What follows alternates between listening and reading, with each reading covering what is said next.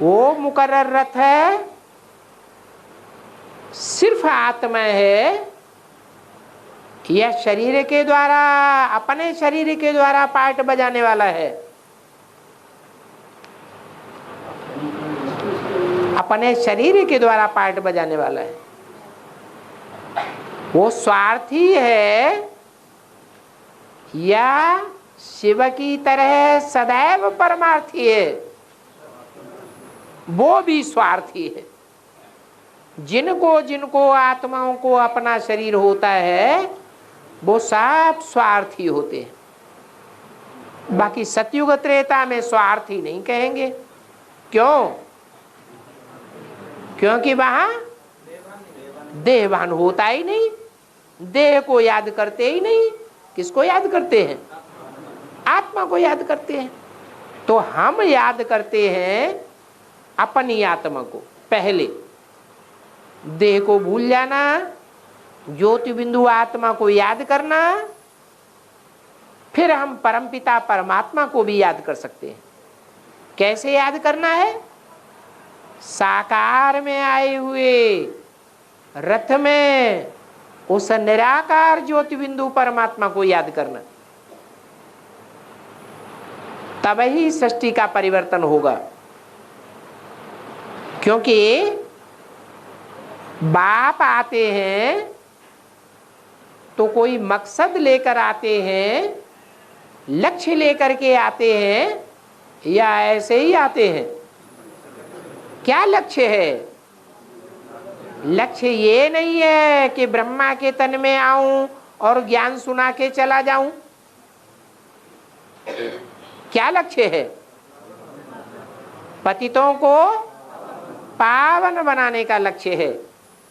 सारी पतित दुनिया को पावन बना करके जाता हूं।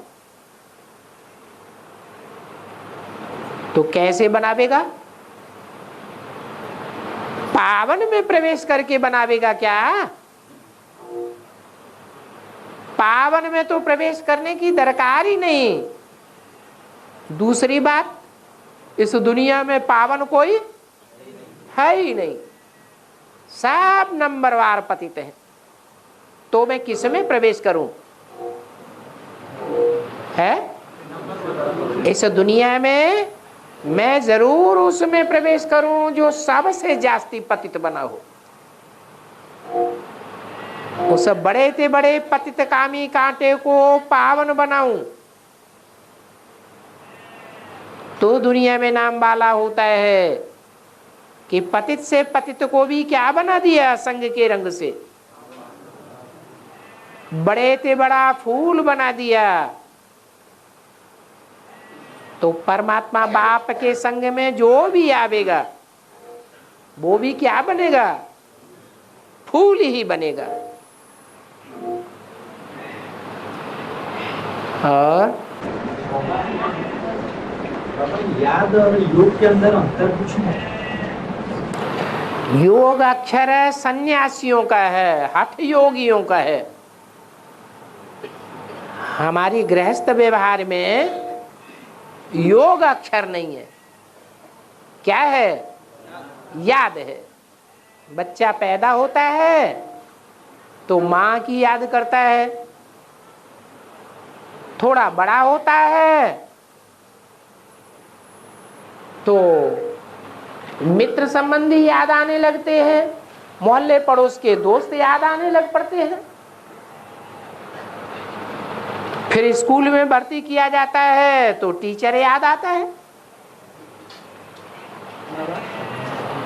पढ़ाई पूरी होती है, पढ़ाई पूरी होती है, फिर नौकरी पेशा करता है, धंधा करता है तो धंधी धोरी के लोग याद आने लग पड़ते हैं। तो आत्मा का स्वभाव है कोई न कोई को याद करना। अभी तक जो याद करते आए वो देहधारियों की याद थी। उन देहधारियों की याद से देह विनाशी है तो याद करने वाले का भी क्या हाल होगा? विनाशी बन जाएंगे। अब बाप आकर क्या बताते हैं, याद ही करना है, लेकिन याद को कन्वर्ट कर दो।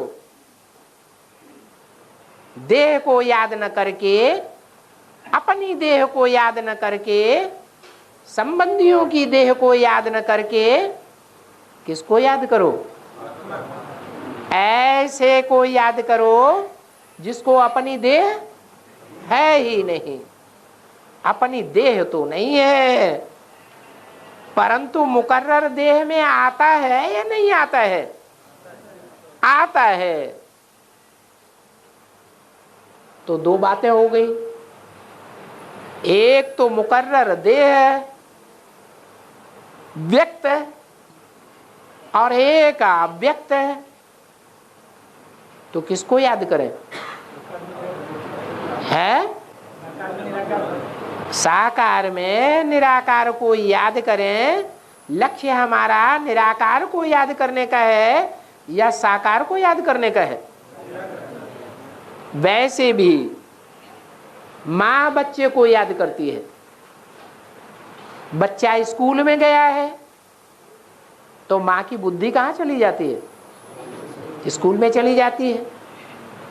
बच्चा बड़ा हो गया, विलायत में पढ़ने चला गया, बाप बच्चे को याद करता है तो बाप की बुद्धि कहाँ चली जाती है? विलायत में जाती है कि नहीं? स्थान से भी कनेक्शन है या नहीं है? याद का स्थान से भी कनेक्शन है। तो ऐसे ही शिव ज्योति बिंदु इस सृष्टि पर आया हुआ है तो कोई धाम है उसका या नहीं है? मुकर्रर धाम कि चार चार धाम में चक्कर लगाने हैं? है एक ही धाम है, ऊंचे ते ऊंचा धाम है। उस धाम का नाम का क्या दिया? नहीं, माउंट आबू। क्या? आबू। सारी दुनिया की बदबू जिसमें इकट्ठी हो जाए, सारी दुनिया की ग्लानि जिसके ऊपर थोप दी जाए, उसमें बाप आते हैं। शास्त्रों में नाम क्या दे दिया है?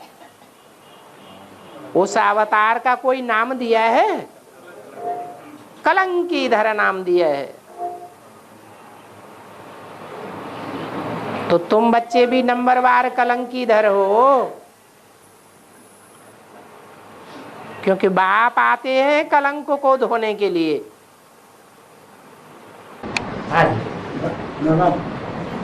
ब्राह्मण का काम है सेवा करना।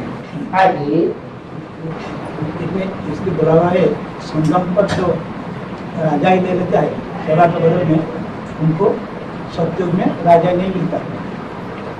परंतु ये प्रकाश पंडित का संगम पर जो राजा ही ले लेता है उसको सतयुग में राजा ही नहीं मिलती है? नहीं मिलती है। राम वाली आत्मा है, संगम में विश्व की बादशाही ले लेगी तो क्या सतयुग में पहले ही दूसरे तीसरे जन्म में जाके प्रजा वर्ग में चली जाएगी? जाएगी? नहीं जाएगी, राज परिवार में ही रहेगी। हाँ, अगले सतयुगी जन्मों में उतना ऊंचा पद नहीं बनेगा जितना संगम में बना है। हर जन्म बाई जन्म नीचे उतरते जाएंगे, नीचे उतरते उतरते त्रेता के आदि में और सतयुग के अंत में प्रजा वर्ग में चले जाएंगे। राम राजा, राम प्रजा, और प्रजा वर्ग से फिर क्या बन जाएंगे? फिर राजा बन जाएंगे। तो ऐसे नहीं है कि संगम युग में जो प्राप्ति कर लेते हैं वो सतयुग में प्राप्ति नहीं करेंगे। हाँ, अरे क्या हो गया? कुमारका दादी के बारे में कुछ कह रहे थे।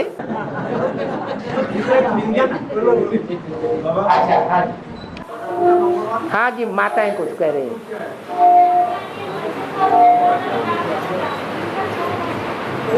आगे तक आवाज नहीं आई, क्या बोला?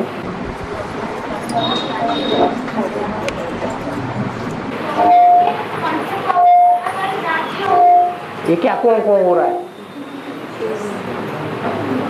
हैं? क्या बोला?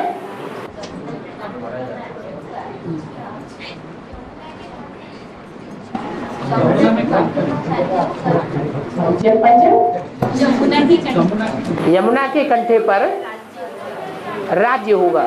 हाँ, इसका रहस्य यही है कि जब बाप आते हैं, राजधानी स्थापन करते हैं, तो राजधानी कहाँ स्थापन होती है दुनिया में? है? कहाँ स्थापन होती है? ऐसे स्थान पर राजधानी स्थापन होती है जो बहुत पतित बन जाती है। यमुना का कंठा है।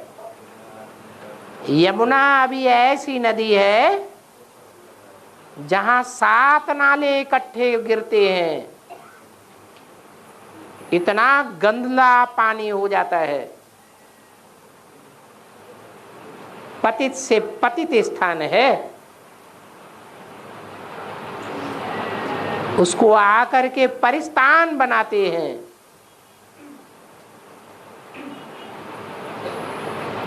परिस्तान नाम देते हैं।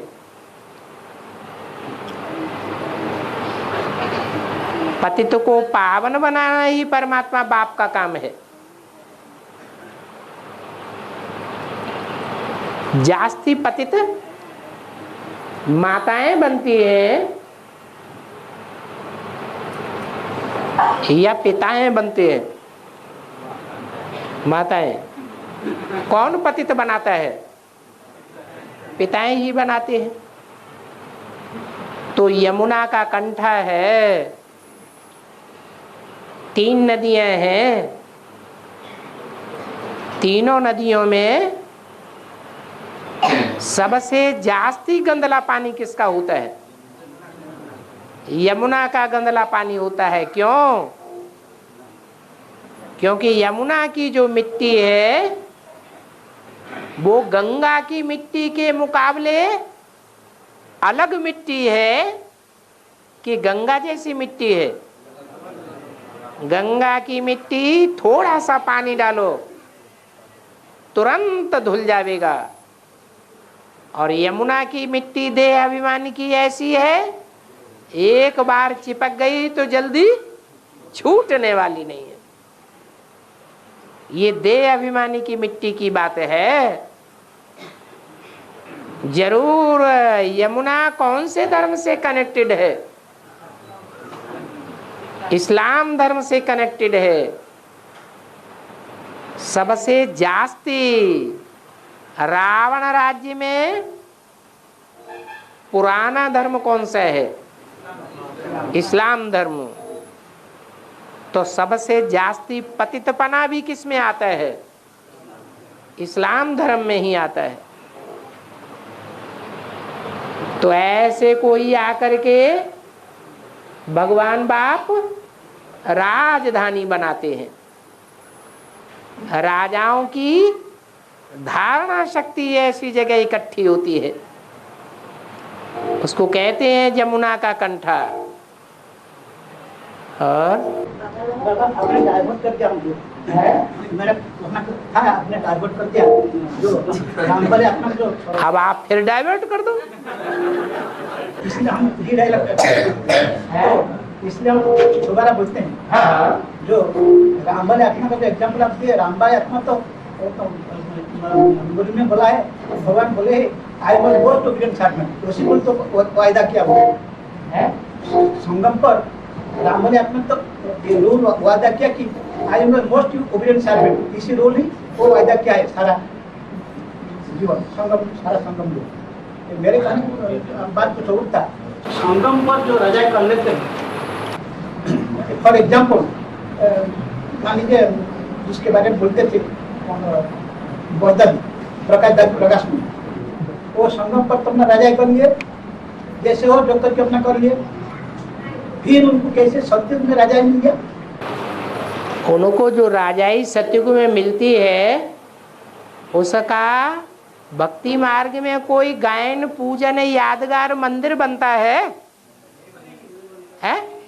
नहीं बनता है। वो राजाई कोई काम की नहीं। जो गायन होता है, पूजन होता है, मंदिर बनते हैं, मूर्तियां बनती हैं, सारी महिमा होती है, वो संगम युगी और सतयुगी फर्स्ट नारायण की होती है। तो आपकी बुद्धि में ऊंचाई कैसे बैठी हुई है? वो ऊंचाई नहीं है। तो संगम युगी और सतयुगी फर्स्ट है। संगम युग से ही सतयुग शुरू होता है। जो शुरू होता है वही सतोप्रधान है। बाकी बाद में तो नीचे गिरता है, गिरती कला है या उठती कला है, वो सातों ही नारायण गिरती कला के हैं। कन्वर्ट होने वाली आत्माएं हैं, कमजोर बनने और दूसरों को कमजोर बनाने वाली आत्माएं हैं। उनकी महिमा बुद्धि में नहीं बैठनी चाहिए कि वो ज्यादा प्राप्ति करने वाली आत्माएं हैं। वो प्राप्ति करने वाली आत्माएं नहीं है, प्राप्ति को घटाने वाली आत्माएं हैं। असली आत्माएं तो हीरो हीरोइन की आत्माएं हैं, राम और कृष्ण की आत्माएं हैं, जो देवी देवता सनातन धर्म से निकलते हैं। और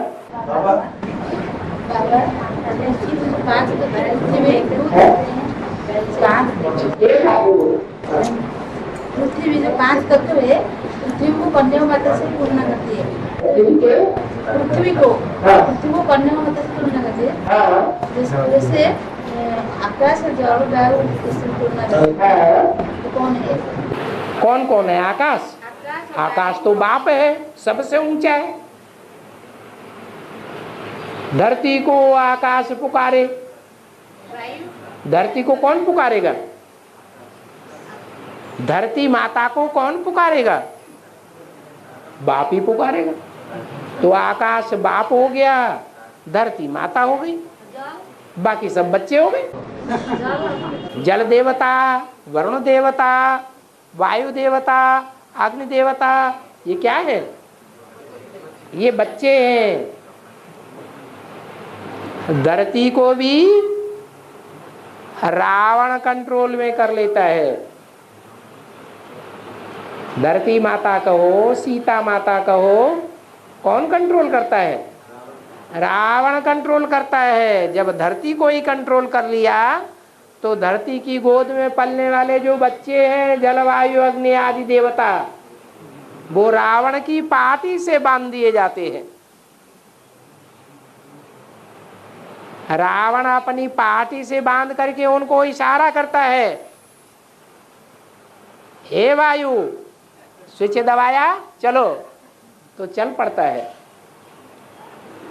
स्विच दबाया, पानी छोड़ दिया जाता है। तो पूरा कंट्रोल है रावण का।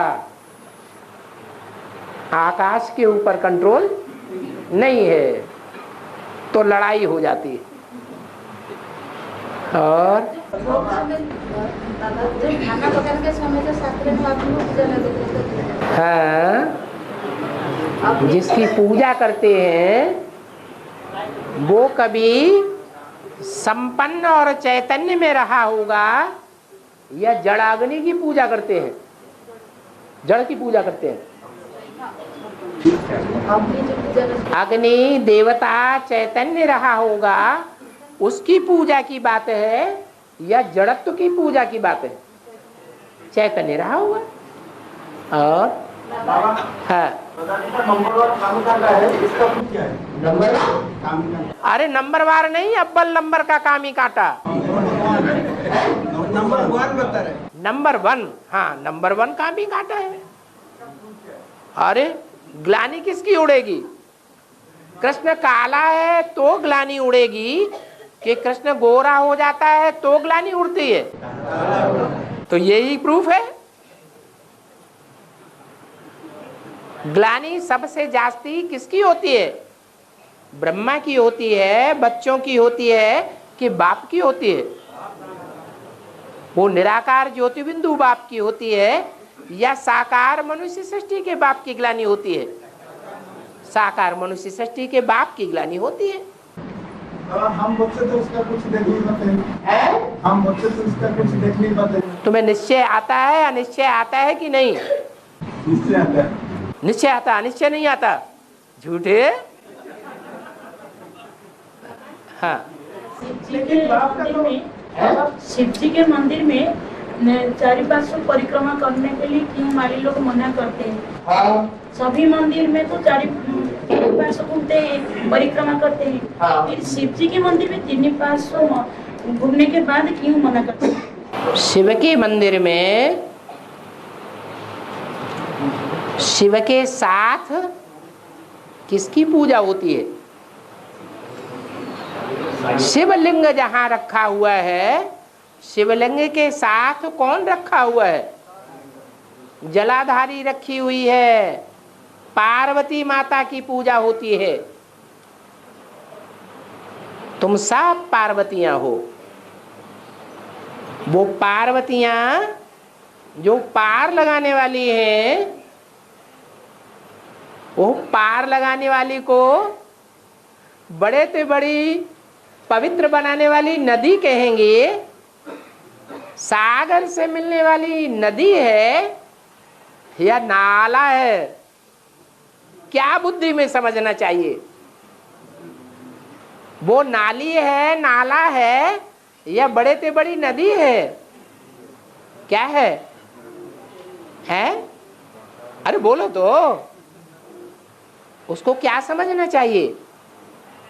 नाला है तो क्रॉस कर लो। क्रॉस करना ही अच्छा है, डूब जाएंगे। और वो तो बड़े से बड़ी नदी है, नीची दृष्टि नहीं रखनी चाहिए। इसलिए भक्ति मार्ग में और मंदिरों की परिक्रमा करते हैं तो परिक्रमा में पूरा पार कर जाते हैं, लेकिन शिव की नाली को पार नहीं करते हैं, वापस लौट जाते हैं। शिव के मंदिर में जो नैवेद्य चढ़ाया जाएगा वो झूठा हो गया। किसका खाया हुआ हो गया है? किसने खाया? उसने खाया जो सारी दुनिया का विष पीता है। तो जो विषैले मुख में जो चीज चली गई उसको स्वीकार करना मरने की बात है। शिव के ऊपर जिनको अर्पण कर दिया गया, उनको अगर किसी ने भोग लगा दिया, भोग लिया, यानी शादी कर ली, तो क्या होगा? पुरुषार्थ की बर्बादी हो जाएगी। उस बर्बादी से कोई रोक नहीं सकता। इसलिए भक्ति मार्ग में शिव के ऊपर जो अर्पण किया जाता है, उस अर्पण किए हुए को कोई हाथ लगा करके मुख में नहीं रखता है। उसको भोगना अच्छी बात नहीं है, पुरुषार्थ चौपट हो जाएगा। और रामबली आत्मा है अभी जल पीते और उसी टाइम शिव बाप कहाँ रहा? शिव बाप कोई रहने करने की बात नहीं है। शिव बाप सूक्ष्म है या स्थूल चीज है? वो तो यहाँ पतित तन में, पतित दुनिया में प्रवेश करते हुए भी मन बुद्धि से ऊंची स्टेज में ही रहता है या नीची स्टेज में रहता है? ऊंची स्टेज में है सदैव। उसके लिए ये नहीं कहेंगे कि वो नीचा है। इसलिए कहते हैं तुम सदैव यही समझो कि इसमें हमको कौन डायरेक्शन देते हैं? शिव बाबा ही डायरेक्शन देते हैं। कभी ऐसे नहीं समझना चाहिए कि शिव बाबा तो परमधाम चला गया होगा। ये डायरेक्शन तो साकार ने दिया है। बाबा कहते हैं अगर इसने उल्टा सुल्टा कुछ डायरेक्शन दिया भी है तो उसका जिम्मेवार मैं हो जाता हूं। तुम शिव बाबा को ही याद करो, तुम पतित को याद मत करो। और अलकानंदा और भागीरथी, हाँ जी, इस दोनों नदी देवप्रयाग में मिलित होकर के गंगा नदी का नाम धारण किया है। हाँ, तो उसका व्याख्या अलकनंदा टहरी बांध जहां बनाया गया है, क्या नाम दिया? टहरी बांध। वहां दोनों नदियां मिलती हैं, दोनों नदियों का पानी इकट्ठा हो जाता है। अलकनंदा नाम खत्म हो जाता है। क्या नाम पड़ता है? भागीरथी नाम पड़ जाता है। भाग्यशाली रथ के द्वारा निकाली हुई नदी है।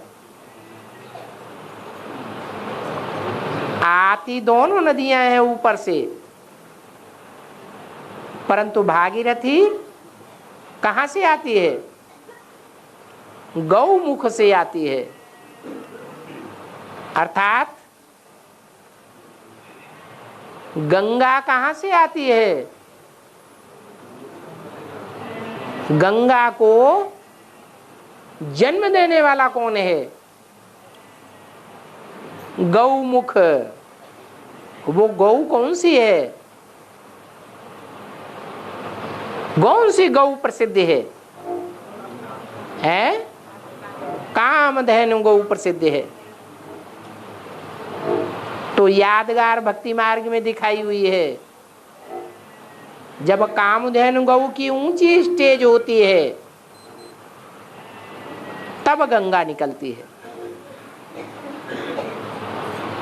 उस ऊंची स्टेज पर कोई कोई ही जा पाते हैं।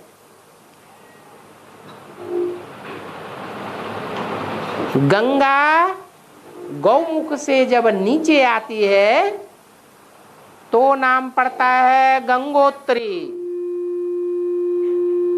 अर्थात गंगा उतरी, ऊंची स्टेज में नहीं रही।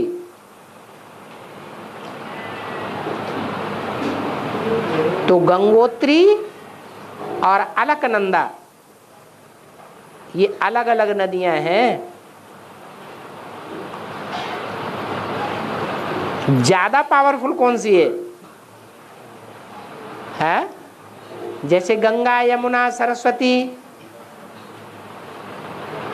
तीनों नदियों में ज्यादा पावरफुल कौन है? गंगा ज्यादा पावरफुल होने के कारण यमुना नदी और सरस्वती नदी अपने अस्तित्व को गंगा में मिक्स कर देती है। ऐसे ही गंगा ज्यादा पावरफुल होने के कारण जो भागीरथी कही जाती है उसमें अलकनंदा अपने को तिरोहित कर देती है।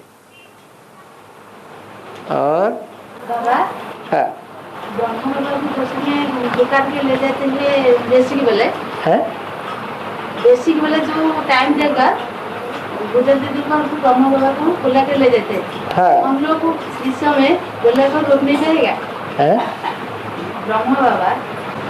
ब्रह्मा बाबा को बेसिक में दीदी दादियाँ गुलजार दादी में बुलाती हैं। हाँ, ले जाते हैं। कहाँ ले जाते हैं? इस समय जो टाइम ले कहीं थोड़े ही जाते हैं, बुलाते हैं, आवाहन करते हैं।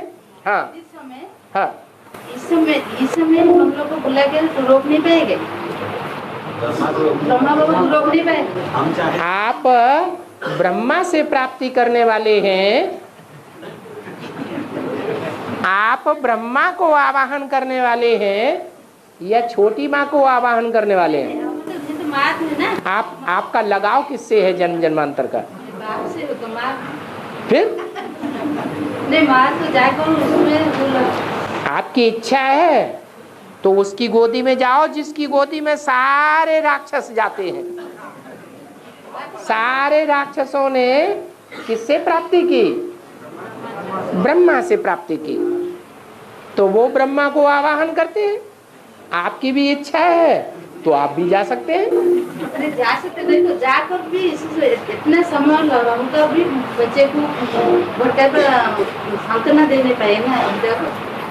आपको सांत्वना लेनी है, नहीं इतना आपको ब्रह्मा से सांत्वना लेनी है। हो नहीं पाए, नहीं चाहिए, हो नहीं पाई तो इसलिए बाबा बचाए ना। बचा लिया बाबा ने। आप बचना नहीं चाहते, फिर याद आ रहा है शांति के लिए जो चाहती है ना है? जो वापस चाहते हैं ऐसा होता है। हम लोग को पुकारते हैं ना बेसिक वाला विजय माला को ना। बेसिक वाले कहाँ विजय माला को पुकारते हैं? नहीं नहीं हम लोग को आठवां को विजय माला को पुकारते हैं। हाँ तो वो टाइम जाता हो गया ना। हाँ, आपने तेजी से नहीं बुलाया होगा इसलिए नहीं आती है। आप जब पूरी शक्ति लगा करके आवाहन करेंगे तो क्यों नहीं आवेंगे? कोई भगवान थोड़े ही है, भगवान बुलाने से नहीं आता है। बाकी जो भी है आवाहन करने से आते हैं। और हाँ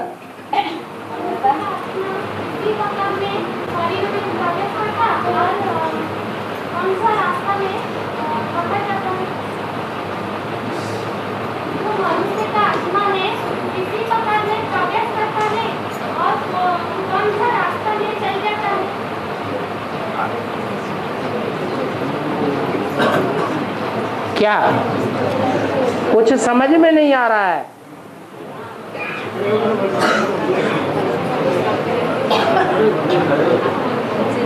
खड़े हो जाओ।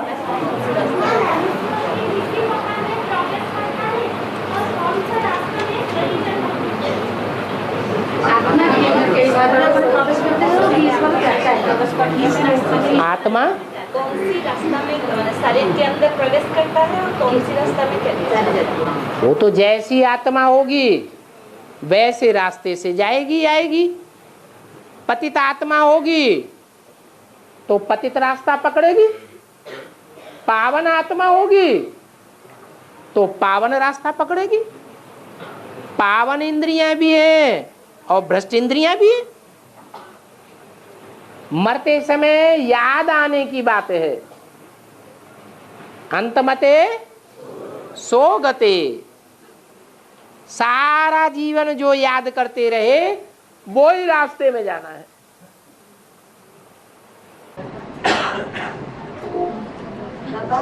हाँ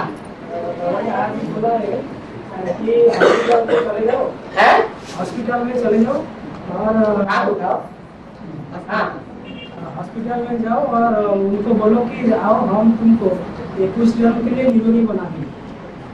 21 जन्मों के लिए निरोगी बना। हाँ आज बाबा ने बोले अभी।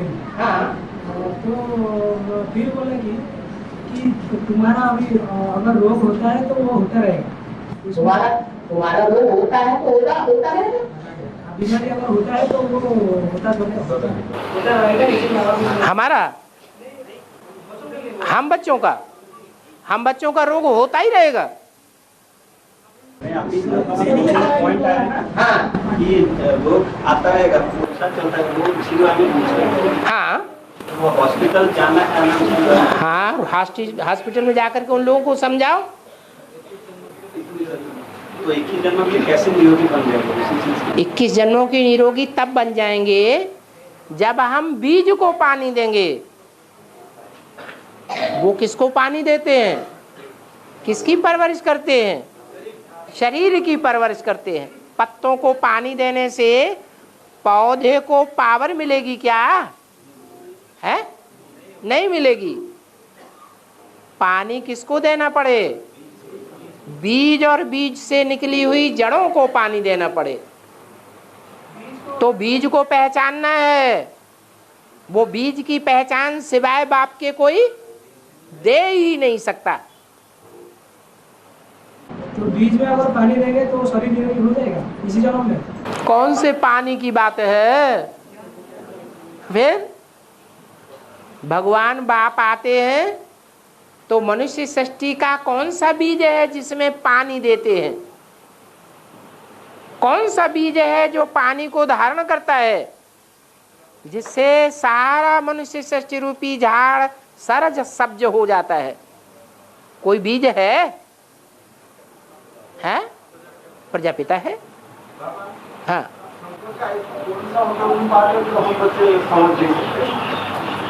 शंकर का ऐसा पार्ट है जो तुम बच्चे भी समझ नहीं सकते। इसका मतलब शंकर का जो पार्ट है इंद्रियों को कंट्रोल करने का, अमोघ वीर्य होने का, वो तुम जैसी दृष्टि और वृत्ति वाले हो, जन्म जन्मांतर की जैसी दृष्टि और वृत्ति रही है वैसे ही समझोगे। समझने वाले एक जैसे हैं या नंबरवार हैं? नंबरवार हैं। अमोघ वीर्य का मतलब ये है कि जो भी मनुष्य मात्र हैं वो सब भोगी हैं। परमपिता परमात्मा शिव सब में नहीं प्रवेश करता है, वो सिर्फ एक मुकर्रर रथ में प्रवेश करता है। उसी को सबसे जास्ती संग का रंग लगता है, निराकारी स्टेज का। तो कर्मेंद्रियां निराकारी बनेंगी, जल्दी निराकारी बनेंगी या साकारी ही बनी रहेंगी? निराकारी बनती हैं। जब कर्मेंद्रियां निराकारी स्टेज को धारण करती हैं तो जो शक्ति है कर्मेंद्रियों की वो क्षीण नहीं हो सकती, लेकिन इसमें टाइम लगता है। Practice makes a man perfect. ये याद की मेहनत है। याद की मेहनत का मतलब ये नहीं है कि शिव प्रवेश करता है तो याद रहती है। नहीं, शिव कोई पक्षपाती नहीं है कि ब्रह्मा में प्रवेश करेगा तो ब्रह्मा को जास्ती याद आएगी, शंकर में प्रवेश करेगा तो शंकर को जास्ती याद आएगी। नहीं, ये अपने अपने पूर्व जन्मों का हिसाब किताब है। पूर्व जन्मों में जिस आत्मा ने जितना जास्ती सात्विक स्टेज का पार्ट बजाया होगा वो उतने ही सात्विक ज्ञान को पकड़ करके रहेगी। जितना ज्ञान गहराई से होगा उतनी याद भी गहराई से आवेगी। निराकार की याद निराकारी निर्विकारी स्टेज बना देती है। नहीं तो इंद्रियों में विकार पैदा होने से इंद्रियां दुखदायी बन जाती हैं। जब इंद्रियां दुखदायी बन जाती हैं तो शक्ति क्षीण करेंगी या शक्ति को प्रिजर्व करेंगी? शक्ति क्षीण हो जाती है। दूसरों को दुख देने से आत्मा की शक्ति तेजी से क्षीण होती है। और तो बाबा 69 और 76 बीच में तो अव्यक्तवाणी गुजर जाती कौन के बाबा बाप दादा आकर को देखा थे सुना थे, वो क्या ठीक नहीं है? अभी गुजर जाती के सामने आकर को देखा थे, क्या ठीक नहीं है? ठीक नहीं है? क्यों ठीक नहीं है? वो माँ की वाणी नहीं है क्या? गुलजार दादी के द्वारा जो वाणी चलती है वो ब्रह्मा माँ की वाणी है या नहीं है? है। तो माँ की भी बात माननी चाहिए या नहीं माननी चाहिए? और न मानने का कोई कारण तो निकले। ब्रह्मा की जो वाणी गुलजार दादी के द्वारा चलती है कोई एक भी ऐसा वाक्य निकालो जो मुरली के महावाक्यों के बरखिलाफ जाता हो। ऐसा एक भी वाक्य है क्या? है? नहीं है। तो माँ को पकड़ने से हम राक्षस कैसे बन गए? पूरा श्रीमत के अनुकूल है ये वाणी है। माँ को पकड़ने से राक्षस भी बन गए। माँ को पकड़ने से राक्षस कैसे बन गए? हाँ, क्योंकि वो सिर्फ धारणा की वाणी है, वो ज्ञान की वाणी नहीं सुनाती है। माँ धारणावान होती है या नहीं होती है? धारणावान होती है, लेकिन ज्ञान नहीं है। तो ज्ञान न होने के कारण सारा डब्बा गोल हो जाता है।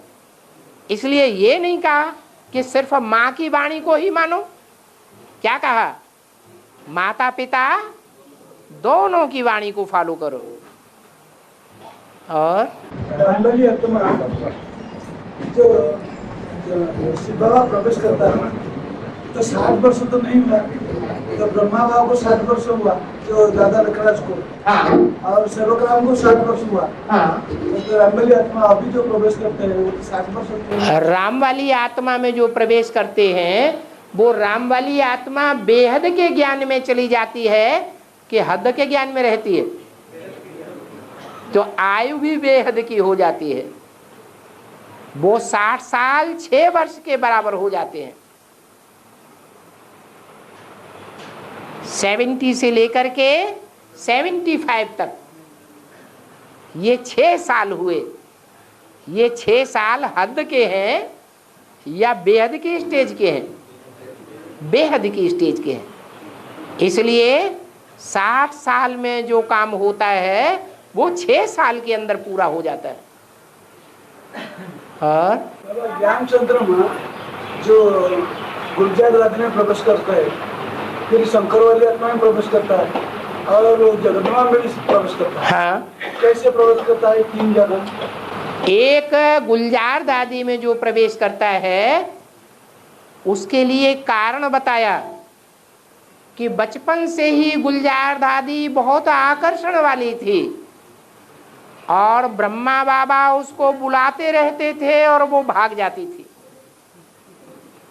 बचपन से लेकर के बड़े होने तक भी यही क्रम चलता रहा। तो जब ब्रह्मा बाबा ने शरीर छोड़ा तो उनकी आसक्ति कहाँ लगी रही? गुलजार दादी में लगी रही। अंतमते सो गति हो गई। उसी शरीर में आते हैं, दूसरे शरीर में बहुत कम। तो गुलजार दादी में जो ज्ञान चंद्रमा आता है वो सूक्ष्म शरीर से आता है, देहभान से आता है। आने का कनेक्शन देहभान का है या आत्माभिमान का है? देहभान का है। और राम वाली आत्मा में जब प्रवेश करते हैं तो राम वाली आत्मा बीज रूप स्टेज वाली है या जन्म जन्मांतर जो पार्ट बजाया है उसमें देहभान का पुट ज्यादा है?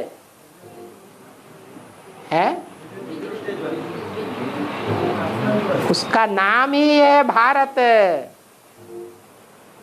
काय में रत? ज्ञान की बातों में ही रत। रत माने लगा रहना। तो बीज रूप स्टेज वाली आत्मा के संग में आने से वो बीज रूप बन जाती है। जैसे शिव की बीज रूप है ऐसे ही ब्रह्मा की भी बीज रूप स्टेज बन जाती है। कब आता है? राम वाली आत्मा में।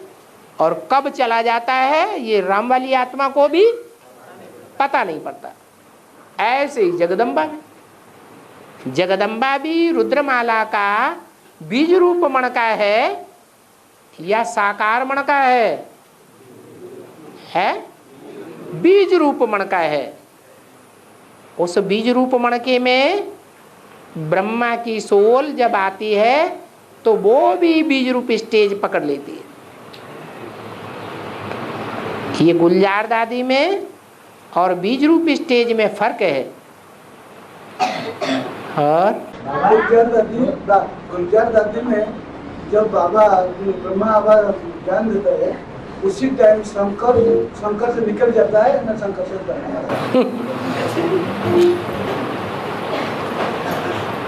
शंकर वाली आत्मा को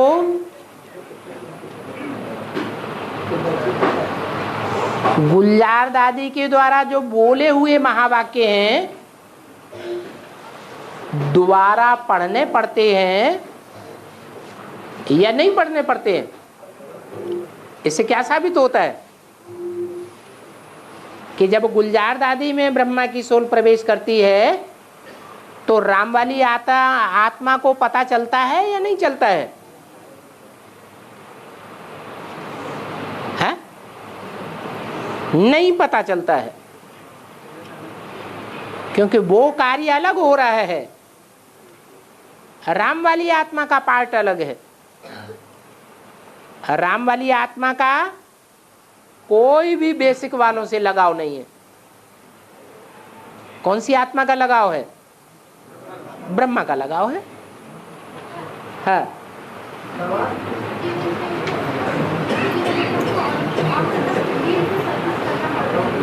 सूर्यवंशियों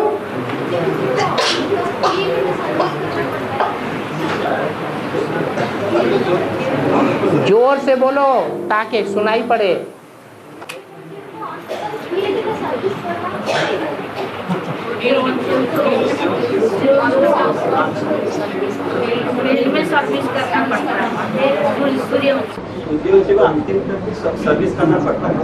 सर्विस करना पड़ता है। क्यों?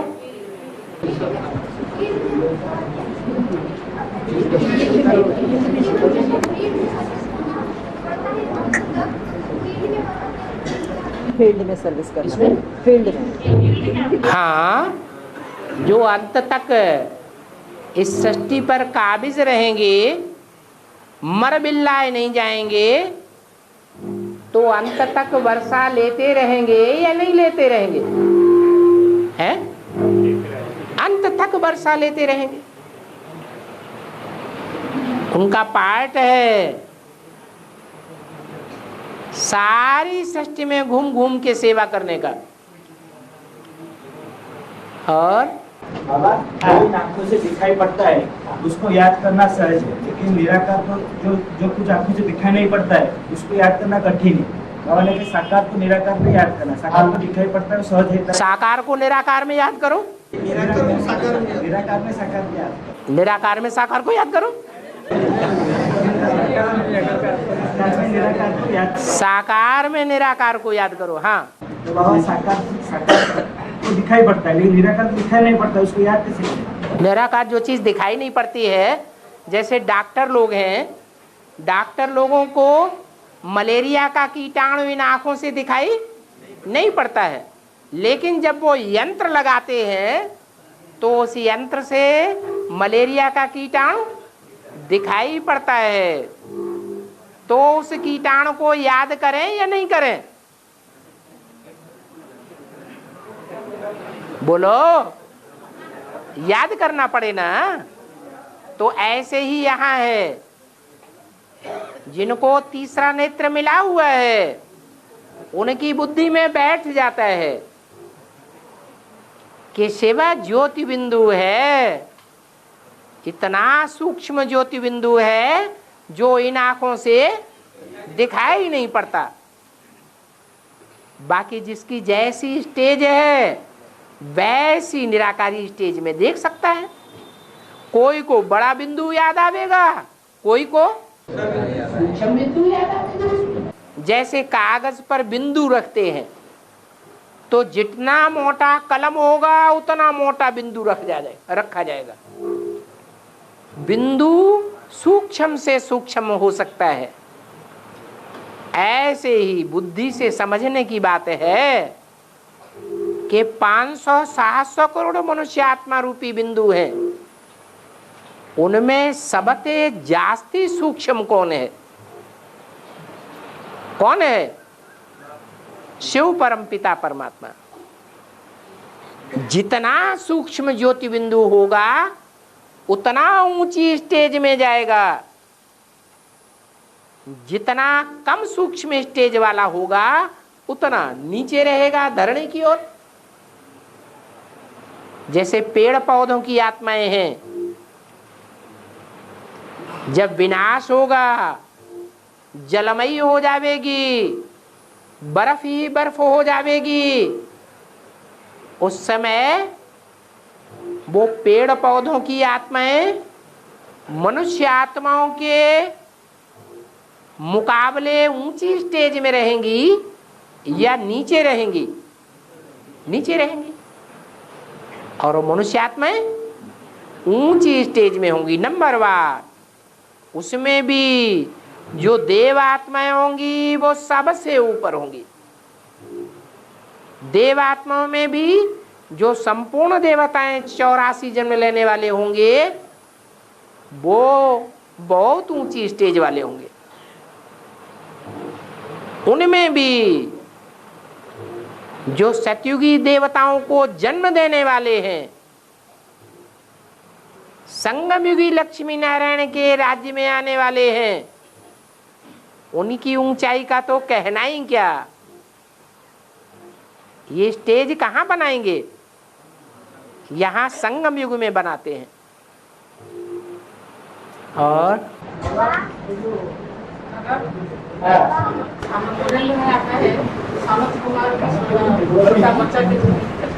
सनत कुमार को सदैव 5-6 वर्ष का दिखाते हैं। हाँ, इसका बेहद का अर्थ है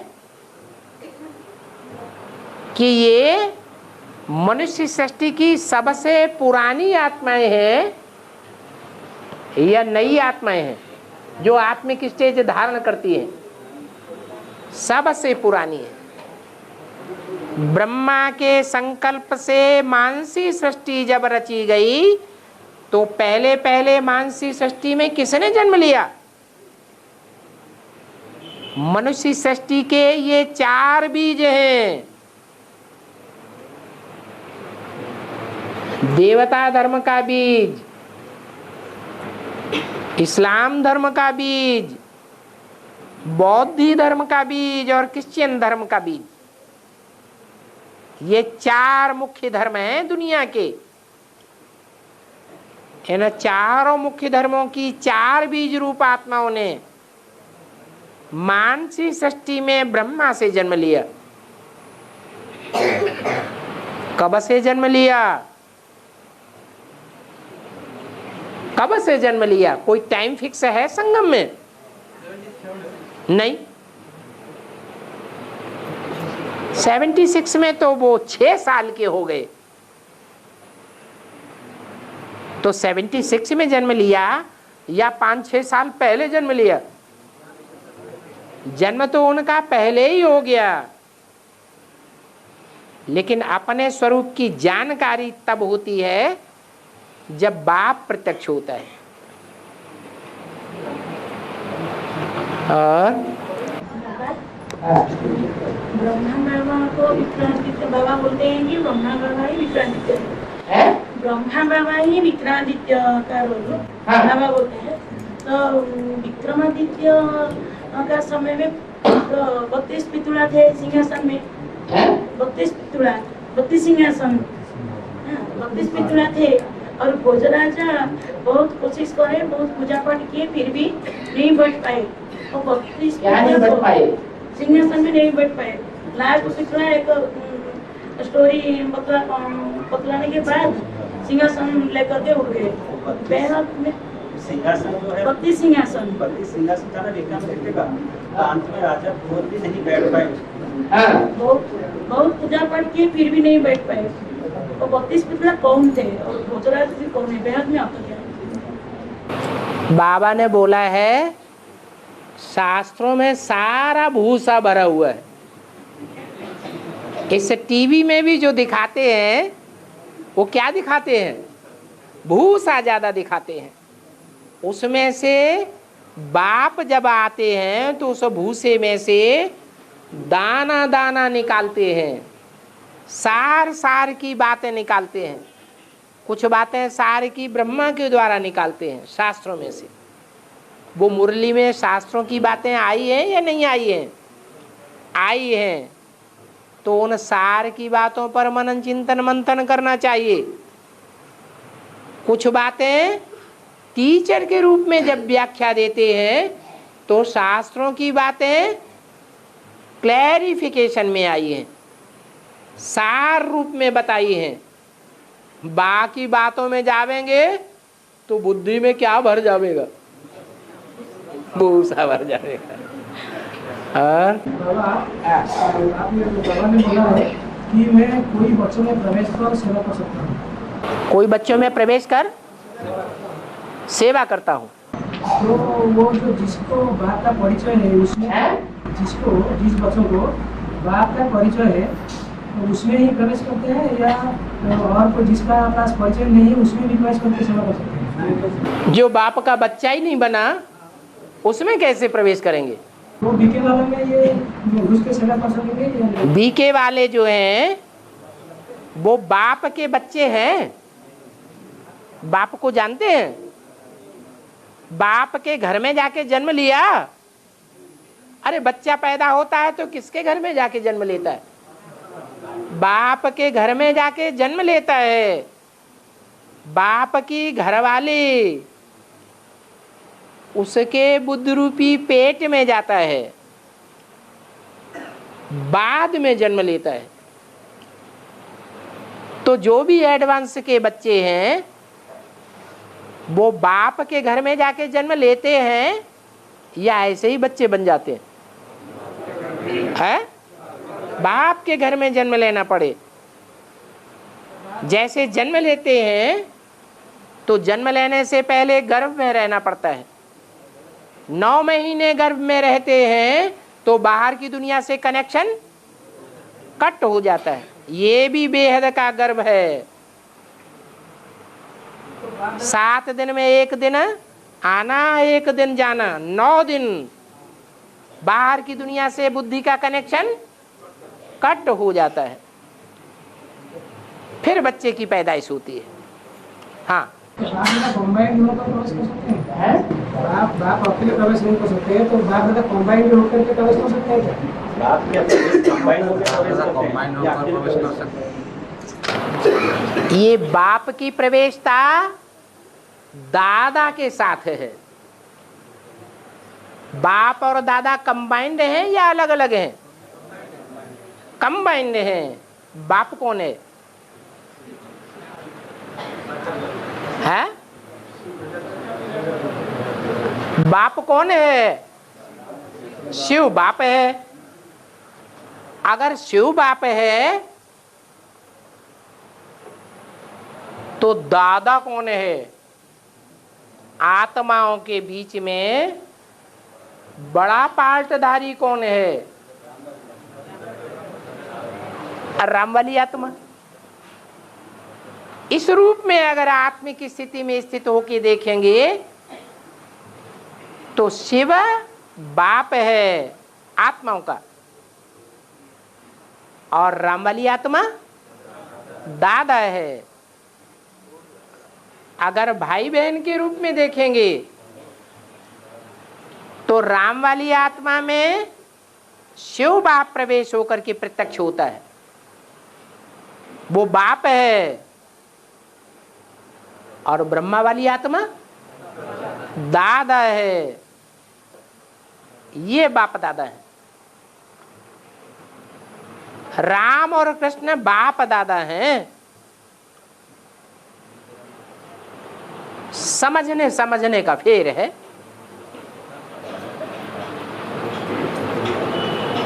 प्रवेश कौन करता है? कौन प्रवेश करता है? नहीं, राम वाली आत्मा में कौन प्रवेश करता है? सिर्फ राम वाली आत्मा में सिर्फ शिव ही प्रवेश करता है या चंद्रमा भी प्रवेश करता है? चंद्रमा भी प्रवेश करता है। इसलिए शंकर के माथे पर सदैव चंद्रमा भी दिखाते हैं।